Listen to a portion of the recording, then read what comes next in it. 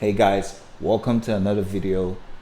In today's video, we'll be talking about 3 tips to make you faster in iRacing. And if you're new to this channel, this is NEA Racing. Let's go.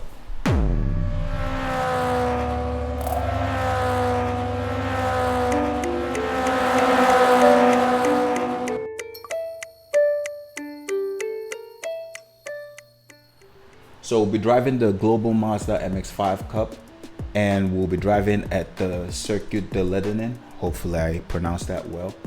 And hopefully the tips that I give will make you a faster and better driver. If it does, please let me know in the comment section. And also if you have more tips, let me know. Let's get right to it. So we're currently in a practice session, an official practice session in iRacing.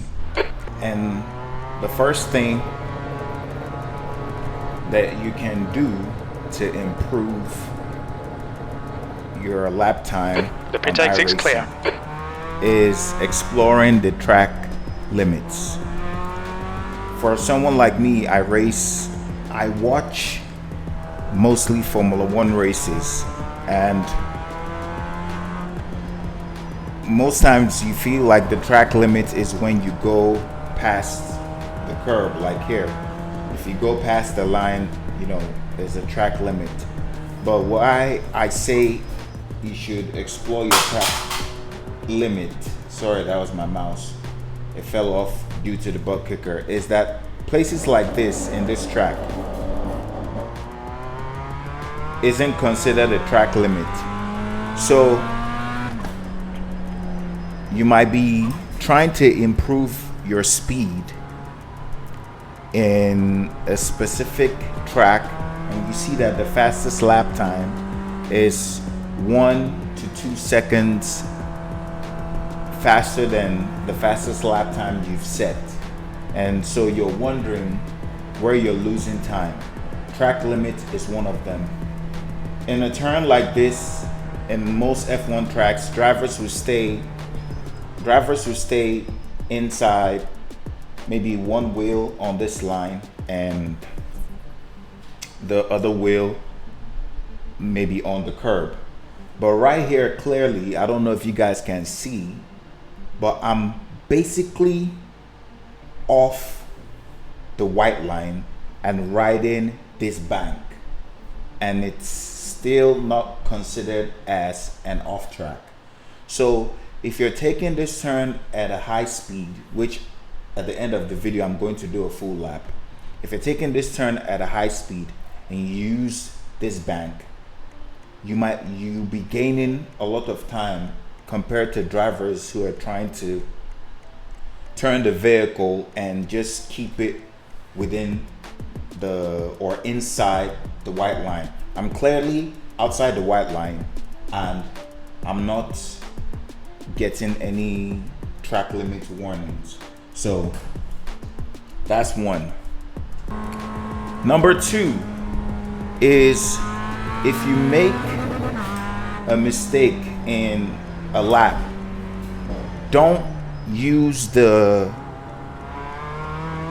track reset button that they use on iRacing, where it kind of like takes you back to a specific sector that you set for yourself. Just do the whole lap and get back to that specific part of the track and try to rectify whatever error or mistake that you made in the previous lap. This approach is better for drivers who actually partake in track days in real life. So the best thing is, do not hit the reset button, especially if you didn't crash. If you did crash, then yes, hit the reset button. But if you just spun, get a grip of yourself. Let me make way for this driver. Get a grip of yourself, run the entire lap, start a new lap, and just have in mind what was the mistake that you did that caused you to spin or caused you to go off track, and try to rectify it. That's number 2.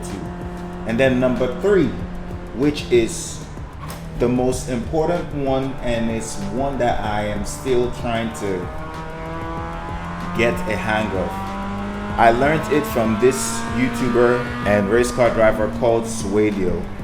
He mentioned something about keeping tension in your arms, especially in your forearms. Ooh, let me make a car left, clear left. Drivers. Sorry guys, I'm giving tips on your left, and tricks. Clear left. So he made mention of keeping tension. Let me go off a little bit. Sorry guys. He made mention of keeping tension in your arms when you're driving the car. When you keep that much tension in your arms and you're making a turn, you're using so much energy in putting tension in your forearms than just the minimal energy you need in actually giving the car the input that you want to give to the car. So the best thing is relax your arms. Also make sure you have a good sitting position. Legs are and the pedals are set in such a way that it's not stressing your knee or your ankle. And also your seating position relative to the steering wheel is in such a way that it's not hurting your wrist and not hurting your back as well. So my opinion, first one that I said is explore your track limits. Go to a track, just learn the track, explore the track limits. Number 2 is if you make a mistake, complete the lap and go for the next one. And number 3 is tension. Ease off your forearms and focus more on just giving the input that you need. It might be as light as possible, and with less tension in your forearms, if your car is losing grip, you get all that feeling through your hand. And if you're trying to counter steer based on an oversteer, then you can just catch it as soon as possible. If you're having an understeer, you can react as fast as possible. So those are the 3 tips on how to get fast on a track. The next clip you're going to see is me going all out to do a fast lap. Let me know if these tips helped you in getting faster. Hit me in the comment section. And if you also have better ideas to go faster in the track, please let me know. I also want to improve as a driver. But yeah, let's get right to the fast lap.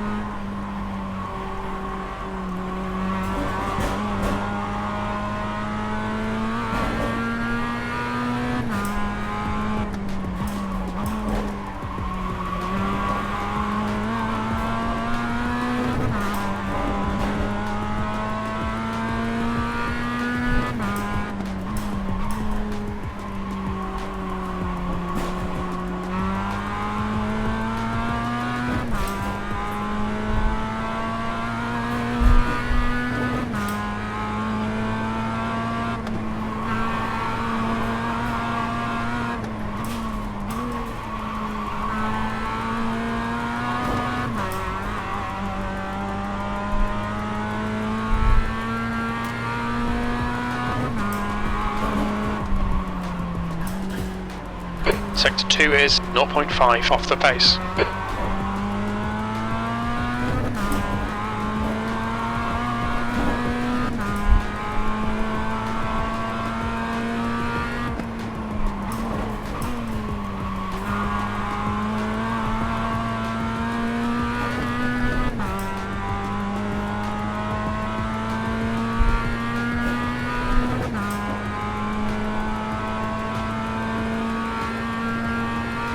That's the end of the session, P2.